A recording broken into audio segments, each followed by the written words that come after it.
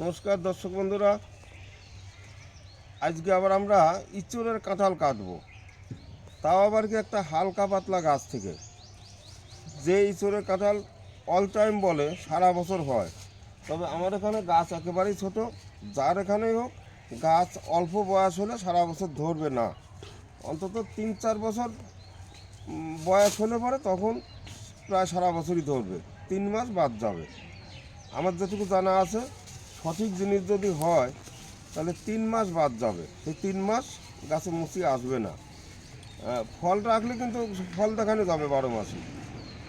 আগের মাসের ফল রাখলে পরে 3 মাস অবশ্যই গাছে কাঁঠাল থাকবে, তাতে সারা বছর দেখা যাবে যে আমার কাছে কাঁঠাল আছে, যদি সত্যিকারের অরিজিনাল সেই যেটা মানে অল টাইম কাঁঠাল সেইটা হয়।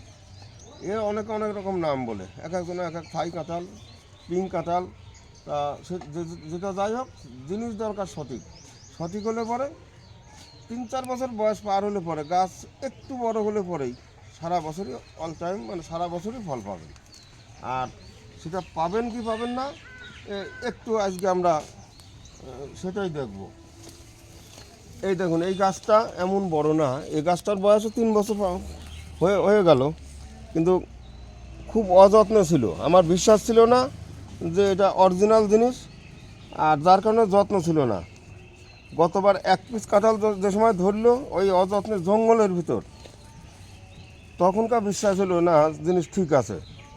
এইবার একটু ফাঁকা করার পরে এই দেখুন, এখানে 1-2 পিস, এই 2 পিস 4, আর এই 2 6, আর এই 7, 8, 9, 10, 11, এই পাশে একটা 12, আর এখানে আছে একটা। এখানে কিছুদিন আগে আর একটা কাটা হয়েছে 13 পিস। এই আগের 1 পিস ধরে 14 পিস। এইটুকু গাছে এই দেখুন, এই যে গাছ, এই যে এক হাতেই প্রায় গাছের গোড়াটা এক হাতেই প্রায় যায়, সামান্য একটু বাদ থাকে। এই হচ্ছে গাছ, আর এই গাছেই এইরকম ছোটো বড়োই দেখুন আগ পাশ করে ধরছেই অনবরত। আবার সব মুচি বেরোচ্ছে, ছোটো মুচি বেরোচ্ছে। এই যে এখানে সব ছোটো বেরোচ্ছে, এটা কিছুদিন আগে বেরোনো, একেই বলে অল টাইম। তবে আমরা আজকে আবার আর একটা কাঁঠাল কাটবো, আর একটা কাঁঠাল আমরা, কারণ এই মাটিতে চলে যাচ্ছে, এখন মাটির সঙ্গে ঠেকে যাচ্ছে।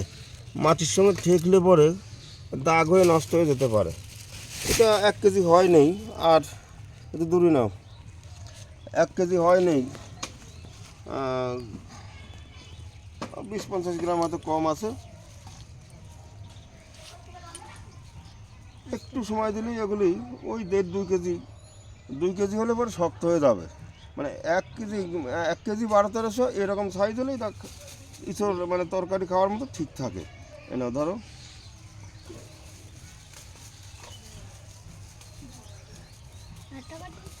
না, হ্যাঁ।